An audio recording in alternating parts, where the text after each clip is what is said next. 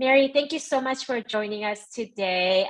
For those that are not familiar with A New Leaf and your project, can you tell us a little bit about yourself and A New Leaf and the village? Sure. Thank you for having me. I'm just honored to be a part of this group and to be here today to talk to you about our project. A New Leaf is like many agencies. We started in the late 70s, and we were started by parents who wanted their daughter to have meaningful employment, and they wanted her to have a big life separate from them. So they traveled around the country in the late 70s and found a place in Maryland that did horticulture. And so they started A New Leaf in 1979 with one greenhouse and a couple of clients. So we started out as a vocational provider, and we did that all up until I arrived in 2011. I've been the CEO since 2011. And when I came on, we were a very small nonprofit serving about 60 clients. And when I found out the great need and demand for this population, I just knew we had to do more. We weren't doing enough, in my opinion. And so when I started, we had about 60 clients. We were about an $800,000 operating budget. Today, we serve about 500 people with IDD, and we are about a $12 million operating budget. In 2013, we decided to acquire another nonprofit that did residential services. We had only done vocational services. So in 2013, we acquired another nonprofit. And once we got residential services in-house, then I wanted, and the board wanted us to figure out what's the best way to deliver residential services for people with IDD. And so that's how the village started. Today, and you'll notice I have no background behind me because we just moved into the village last week. So the village is mainly 62 units of safe and affordable housing for individuals with disabilities. We also built a new administration building for our company, and we built a transition academy, which we'll probably talk about in a little bit. And so can you tell us more about the characteristics of your future residents? Yeah, so the village is just a housing. It's a neighborhood. It's what we call it. And so this is for the group of people. Really, we wanted to develop the program based on the market and the demands of this population. So we keep telling individuals with disabilities, self-determination. They have, they should, they go to school, they want work. We teach them about self-determination. But then when they leave high school or and try to get employment, we don't have enough housing stock for them. So the village was designed primarily to reduce the number of people who live with their families their whole life. So as we all know, 74% of people with disabilities live with their families or a family member their whole life. We really disagree with that notion, and we think people should be able to choose to live on their own if that's what they choose to do. And so the other characteristic of people who would be moving here are, so let's say you graduate high school, you do get employment at a competitive wage, but maybe you're only able to work, 20 hours a week. So you're on Social Security. So you're still in a poverty situation. So what happens is you end up spending 90% of your income on housing. And we all know you shouldn't spend more than 30% of your income on housing. So that's really why we designed the village. We wanted these people who we keep telling them to do, self-determination, have your own independent life. We wanted to provide them with housing stock so that they could live independently. So we have multiple different housing types in the village. We have studio apartments, we have one-bedroom apartments, we have traditional single-family homes where 3 people would share a home. And then, of course, we have our transition academy. Can you tell us about the fees, the breakdown of fees in terms of rent and program? Yes. So when we started this project, we started researching around the country in 2015 to determine, what kind of housing we wanted to have. And so after we did that, then in 2017, we had to figure out how much money it was going to cost us and how much we needed to raise. So we kicked off a fundraising campaign in 2018 to raise $19.2 million. And we did that in 20 months. So we really like to raise money. And I'm getting to your answer, Kim, because what we also decided to do is we decided to go after tax credits. So we actually secured $3.2 million in low-income housing tax credits. And I did that purposely because I wanted our clients for the next 40 years to have low-income housing in a safe location.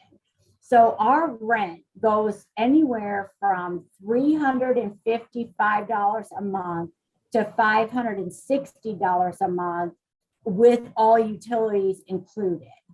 And so that's the rent that's charged to the clients. And then, of course, some of our clients have home and community-based services, which pays for the staffing for the individual with the disability. So it's just that range, but it's so great because a 1-bedroom apartment in Tulsa, Oklahoma is $695 a month plus utilities. So obviously you can see our clients are living, but they're paying much less rent. And we are in a great location. We're in a suburb of Tulsa, and we're 2 minutes from 2 hospitals, from all the shopping, from major highways. So we are right in the middle of a great bedroom community of Tulsa. And when you said you were able to obtain tax credit, was it the 9% or 4%?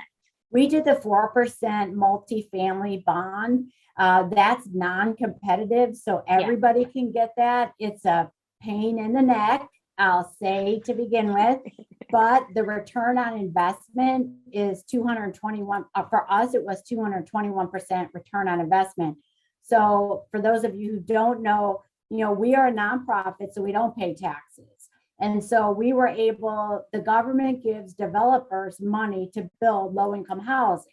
And so we're the developer. And so since we don't pay taxes, the government gives companies tax credits in order to build. And so what I did was we took those tax credits, we bundled them, and we sold them to a company that needed tax credits. And in return, I got $3.2 million in cash. So it's really, again, it's a pain in the neck, but it's well worth it. Got it. That's great. And so can you tell us about the safety, the importance of safe neighborhood, and how the residents are now able to live in a very safe environment? Yes. I'll tell you the story about a woman who, we made sure that our clients had, when we were researching the village, when the people we served decided they wanted to live in the village, they put that in their person-centered plan. So even years before the village was built, people put it in their plan that they wanted to live in this intentional community. That was really critical, I think, for us to be successful. But just an example, we have a woman who she had been in alternative group homes, then she was in daily living support homes, and really a restrictive environment. And she worked really hard to earn enough money to live on her own. She learned to administer her own medications because she really wanted to live on her own. Also because she has a boyfriend and they like to, spend the weekends together, and that wasn't really possible in her group home. So anyway, so she really wanted to move out on her own. And so she ended up finding an apartment to live on her own. But the only problem was The only place she could afford was in one of the most crime-ridden neighborhoods in Tulsa. Matter of fact, she had to call us when she was going to take her trash out. We would ask her to call us so we could make sure she was safe. Or in the middle of the night, if there was shooting, she would call her staff and just make sure that we knew she was okay. I mean, she was so afraid. And that to us is the reason we built our intentional community, because first of all, people should be able to live in safe and affordable neighborhoods. But then when you're talking about our specific population where they're 7 times more likely to be abused or exploited, then we need to have that extra layer of safety. Now, we don't have gates, we don't have anything like that at the village, but it's in a very safe neighborhood. So that's why we invested there. So you'll be happy to know she moved out of that. Also, that place she lived in, they had 73 shootings in like a 2-week period just a few months ago. But now she lives in the village. She lives in her own apartment just down the hill from me. Oh my gosh, that's wonderful. So to clarify, you're providing affordable housing and the service, so that will be basically covered through their SSI benefits, right? Because basically 1/3 of their income would be able to cover the rent for this quality affordable housing. And then in addition to that, they will have access to supportive services that would be funded through HCBS waiver, correct? That's correct. Some of our clients receive the HCBS waiver services. And then some of our clients who are not on HCBS, they either, if they have a need for staff, then they will private pay for staff. We also have some concierge type service. I don't know the best way to say that, but so for instance, we have a young man who moved out on his own. He has full-time job, out in the community, and he doesn't receive any waiver services. But just like I have someone who comes and cleans my house every couple of weeks, he is not the best housekeeper, so he's decided to hire us to do a little bit of housekeeping for him. So we have like drop-in services, so people can have someone drop in, make sure their medications are okay, make sure they don't have any spoiled food in their refrigerator. But again, that's really a case-by-case decided between us and the individual. The other thing I'd like to mention is that a New Leaf is the provider for the village. Now, anybody can choose their provider. So for instance, that young woman that I mentioned who moved to an apartment here, we are her provider. But if she chose to fire us and find another provider in Tulsa or somewhere else in Oklahoma, she's fine to do that. So, but right now, we're the only provider, but anybody can have whatever provider they want. And tell us about the Transition Academy. Well, we are really excited about the Transition Academy. Again, in my opinion, and I've only been in this field for 11 years, so those of you who have been in longer, please argue with me if you want. But if we still, after doing this work for 40, 50 years, some of us, we still have a 63% unemployment rate. To me, that means that maybe what we're doing isn't enough, or we're not doing it right. The other thing is, if 74% of people live in their family's home their whole life, again, I think to me that's a problem. And so the Transition Academy is a 2-year residential post-secondary program. It's actually a 24-unit dormitory here at the village. And it's 12 people, there's 2 wings, 12 people on each side. The individuals who come there will pay a tuition fee, room and board, just like you do at college. And it's like a college experience. except it's for during the day, we have two outcomes for the Transition Academy. The first outcome is that after 2 years, they will live on their own in the community with supports, but not go back home. The second outcome is that they'll obtain full-time work at a competitive rate or go on to more advanced college.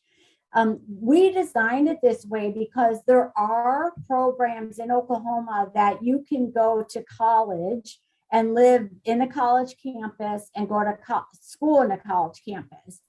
But we love those programs and are supportive of those programs. But for us, we are concerned that families aren't sending their children with disabilities to college. And so they're stuck, they're not doing anything. And the second thing is you go to those schools, but you pay the fees, but you don't get a degree or a certificate.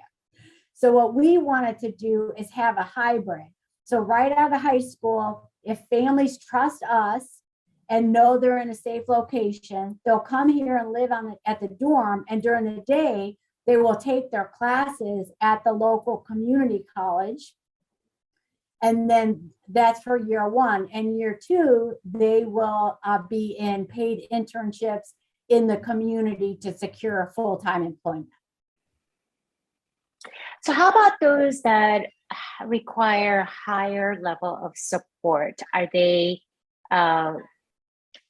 the village able to support those that are not able to engage in community integrated jobs or participate in those type of activities? Right. Yes, we serve about right now we serve 100 people before the village, and we serve them with all needs, with very high medically intense needs, significant disabilities. It just depends. Again, with home and community-based services, whatever the client's needs are is the support that we provide them. Got it. And we have sort of a reputation of taking clients who have high behavior challenges. And so we kind of have a reputation. I don't know if it was because I had a lot of behavior challenges when I was growing up, but anyways, we kind of like people who have some extra challenges. Okay. And some of those folks have nursing care services available to them? Yes, but we at the village, we don't provide, again, to meet the settings rule, which is really how the village was designed. We purposely didn't put any medical facilities in the village. We don't have a nurse or a doctor on staff. We have a behavior support program within our whole company. But again, we don't, if someone needs to go to a primary care physician, they would go into the community wherever their regular primary care physician is. We don't have any type of medical people on staff or at the village. You would go to your doctor just like you and I would go to the doctor. Mm-hmm. So just to clarify for the audience, I think we are definitely going to get into the aspects of the settings rule. Initially, the settings rules 2014 guidance was very prohibitive and very restrictive when it comes to providing multiple type of services on the same property. So when a New Leaf had this village concept in mind, it was very mindful of that initial 2014 guidance. In 2019, when a new guidance came and completely replaced the 2014 guidance, it was very much focused on, it moved away from physical characteristics of the setting to more of a person's experience and outcome, very much person-centered. So even though the village might not have nursing or other type of medical services or other type of on-site services, does not mean that the settings rule prohibits that. So I just wanted to make that very clear. So let's definitely get into the settings rule, because given the scope of the project, Oklahoma thought that the village would not comply with the federal settings rule. So can you share with us what the state's concerns were, and also just wanted to clarify that Oklahoma's state regulations are not more restrictive than the federal settings rule. So what was Oklahoma concerned about? Correct. The main thing that the Department of Disability Services, their main concern to me over the past 5 years was that it was a disability specific neighborhood. It was an intentional community. And the physical layout of the village resembled a state-run institution here. It was like in the same type of square. That's the only, the only thing that was the same, but they were really stuck on it was a disability specific neighborhood. And once that 2019 guidance came out and we started explaining that to them, we thought that that would move the needle for them. But it did not move the needle at all for them. They just kept coming back that it was a disability specific neighborhood. We even showed a map that showed how our village, as I mentioned earlier, is right in the middle of this great community. It's a very busy community with lots of residential neighborhoods all around our neighborhood. So it's not out in the country or anything, which also is not in the settings rule. It has nothing to do with the physical characteristics, but that's what they were stuck on. When we got closer to the time that our clients were beginning to ask for their to be moved from one waiver to another, or to even move to the village, that's when our state started talking to us about that we were the only provider. They didn't like that either. They thought that was against the settings rule, which I pointed out was not against the settings rule. Then they didn't like the transition academy. The transition academy, as I told you, is the best part of the whole village. It's moving the needle for people with disabilities. Well, they didn't like that, and they thought that was considered an ICF. So I started talking to the state in 2017. And finally, in 2022, this February, we got an official letter from the state saying, if we open the academy, no one who lives at the village could receive home and community-based services. And so, because they said that was an ICF, which, if you know anything about ICFs, the Transition Academy is not an ICF. It didn't have any active treatment in it. It was not an ICF. So we worked hard to go along with the state for many years. And then the other thing, in 2017, 2018, we wrote a white paper. And I'm happy to share that white paper with anyone. But that white paper outlined how an individual who lived at the village would be able to have dignity, access to the community, integrated in the community, how they would sign their own lease. They were free to come and go as they want. They choose their own furnishings, or everything that the setting rule is about. We put in that white paper to show how the village will operate. So we really thought the white paper was great for the state. But unfortunately, I don't think anybody read it except myself and my team. We read it. But the white paper was very significant. And we wrote that white paper with attorneys and also with Dr. Laura Bracken. If any of you know Dr. Laura Bracken, she is a consultant for on the settings rule specifically. She works with agencies to help them to meet the settings rule, but also to help educate everyone on how the settings rule is really, what it really means, and what the intent of the setting rule is. The settings rule, as Ashley mentioned, is all about, does the individual have access to the broader community? It's about the experience of the individual, not about anything else. Not about anything else.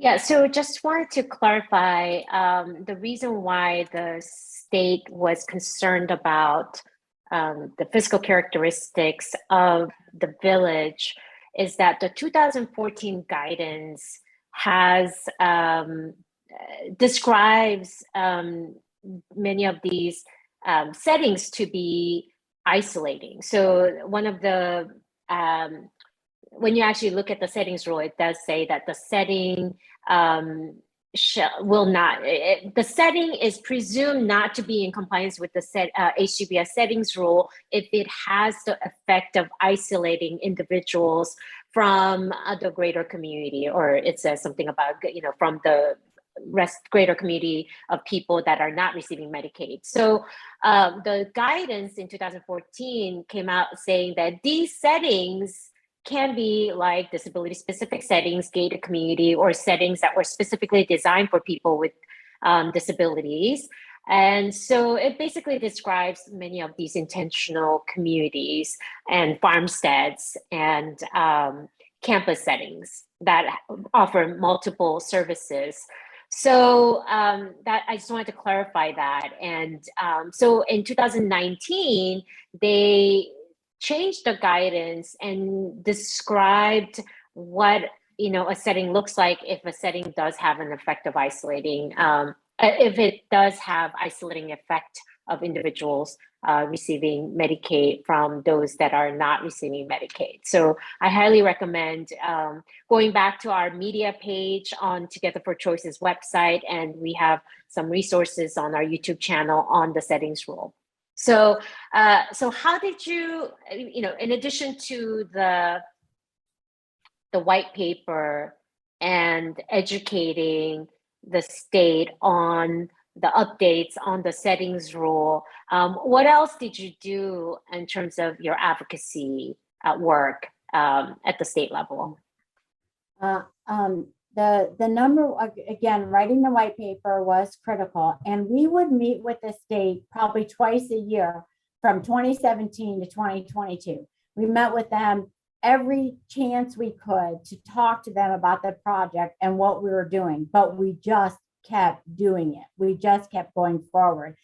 We also have been engaging our federal legislators and our state legislators from the very beginning. So what we would do before the village even broke ground, we would meet with our U.S. senators, our state senators, House on both sides, and we would just tell them about what we were doing. And then I would tell them about the settings rule and this potential issue, because I knew the state wasn't getting it.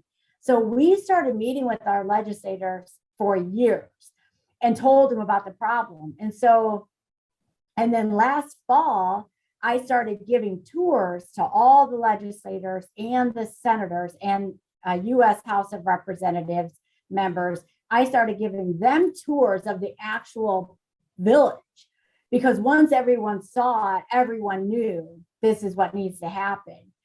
But then again, I let them know that there was this issue that we were facing. So then when it came back to when in February, when I got that letter from the state saying, no, you definitely cannot bill, no one's going to be able to receive home and community-based services at the village, then we were quickly able to call all of our legislators and our U.S. senators and start working again. And it was great, because when we did get approval from the state, one of the comments that the state had to us is that a new leaf was the talk of the Capitol at the Oklahoma State Capitol. So I was kind of proud of us about that. But so that was a lot of advocacy we did.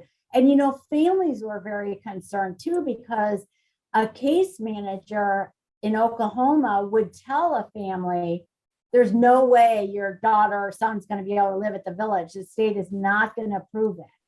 And so then families would call me crying and so upset because their caseworker told them no years ago, like a year ago, 2 years ago. And I would say, I'm telling you, we are right. We're going to win. This is the right thing to do. We know we're right. And so then the families really trusted us and came along with us. So at the very end too, along with the legislators, we got the families all sent letters. We compiled the letters and sent them to all their legislators. And then we were able to do Zoom calls with the family member whose daughter or son was moving into the village and their state rep. I just wanted to let everyone know the white paper is in the chat box. So if you could just download it, that would be great. And so tell us about the turning point. So in February, so how many times did you get denied on HCBS funding? We got denied twice a year for 5 years altogether. So from the very, very first time I met with the state, they said, absolutely no way, never going to happen. You're wasting your time.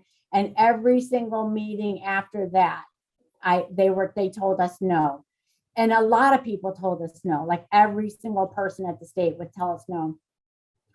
The turning point was finally when I got that letter in February, and I realized no matter how much I tried to educate the state, because Dr. Bracken had really suggested we try to help educate the state because they didn't know about that 2019 guidance. They didn't see that that letter that Together for Choice put out from Representative Fitzpatrick. So I kept sending the state that information. But when I realized that the state was still asking me the same questions, I realized they were never going to get it. They were never going to understand. So then I went to the chief of staff for the Department of Health and Human Services. And this woman and I have a relationship. And I think that once she got involved, she came out for a tour. She did not know about the problems we were having. And I think when it came down to it, she believed that a New Leaf would not have been dumb enough to spend $20 million, to raise $20 million and spend $20 million on something we thought would not get approved.